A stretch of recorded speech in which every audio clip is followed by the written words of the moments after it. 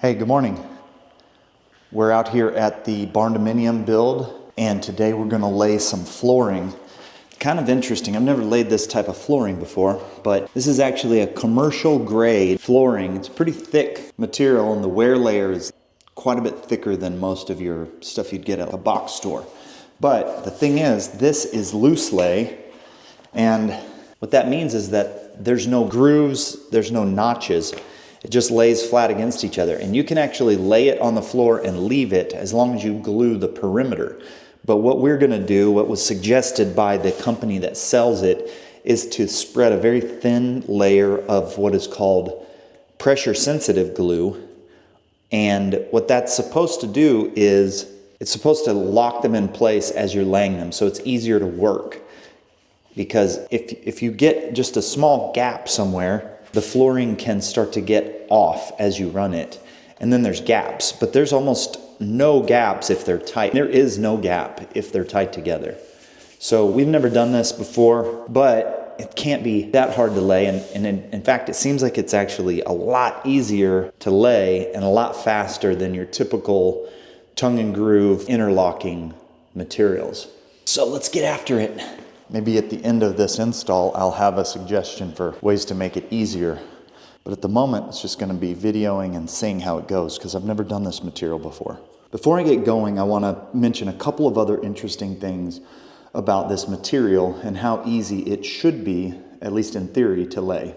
So this is where the material hits the wall, and we've opted to go ahead and install the material first, and we'll put the trim on afterward. Now, this material needs a gap between the material and the end for any expansion and contraction.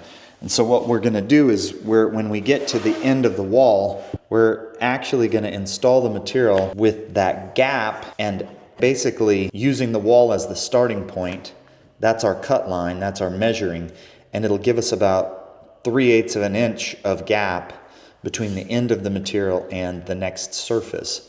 So anywhere that we're cutting in, whether it's along this wall or in a doorway, we're going to just use the surface of the drywall as the end point, cut around and leave ourselves a 1/2 inch gap to the wall here. As we go through all around the edge, we'll basically be able to create our gap, but then our trim will install directly down onto the flooring after the fact. And doing it that way, we're going to be able to make our flooring installation much quicker than having to cut in and notch and slide under all of the edges.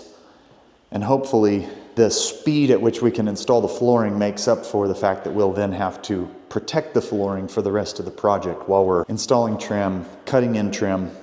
The other thing it's going to do is we're not going to have to put quarter round around every surface, because the trim and the flooring are going to come together nicely.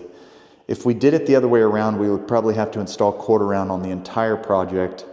And you see it a lot, but I definitely don't like that look very much. Although it's totally fine if that's the way somebody wants to do it. The painter would definitely prefer that I install my flooring after he's done painting.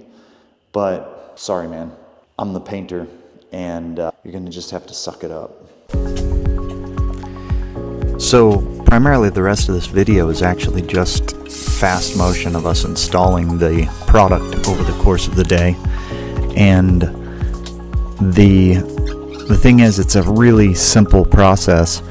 One of the guys that was working for me doesn't speak any English, and I don't speak any Spanish. So we were having a little trouble communicating because there are a number of cuts that have to happen. But my friend Jamie is kind of the intermediary between us, and that made it relatively simple to communicate. Mostly he helped Jamie, and a lot of this I did myself. I probably did roughly 2/3 of this floor, I think, myself. So other than getting up and running to the saw all the time, it is pretty easy flooring. The other thing I would say about it is that if you make really nice cuts, you can lay this flooring either direction. There's no requirement that you go one direction or the other, and you can start from the middle and go both directions from the room.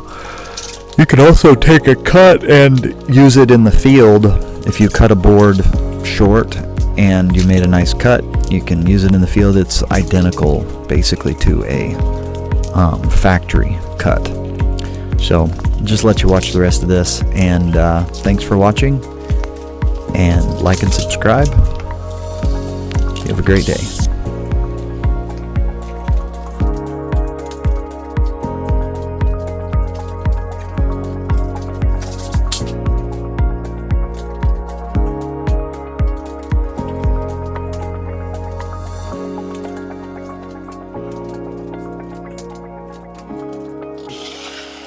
And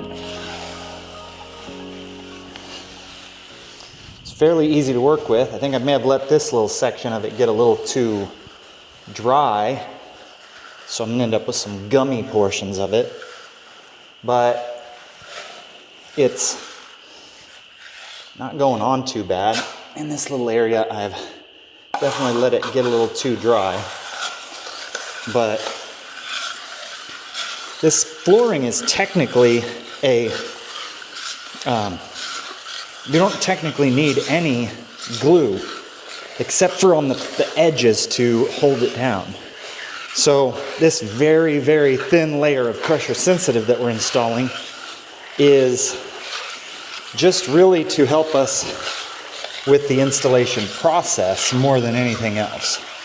It makes it a little tacky so that the pieces of flooring don't slide around on us. And then I've been actually doing the edges a little thicker,